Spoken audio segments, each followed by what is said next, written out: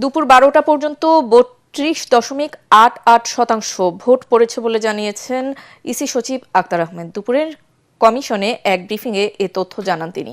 EC সচিব বলেন, এখন পর্যন্ত কোনো কেন্দ্রে ভোট স্থগিত হয়নি, বিচ্ছিন্ন কিছু ঘটনা ঘটেছে। সারা দেশে ৪২,৬৫১টি কেন্দ্রে সময় মতো ভোট গ্রহণ শুরু হয়। এর মধ্যে ৩২,৭৮৯টি কেন্দ্রের প্রাপ্ত তথ্য অনুযায়ী দুপুর ১২টা পর্যন্ত ভোট গ্রহণের এই হার জানা গেছে। ইসি সচিব আরও বলেন, যেসব বিচ্ছিন্ন ঘটনা ঘটেছে তা ভোট কেন্দ্রের বাহিরে হয়েছে, তাৎক্ষণিক ব্যবস্থা নিয়েছে আইনশৃঙ্খলা বাহিনী।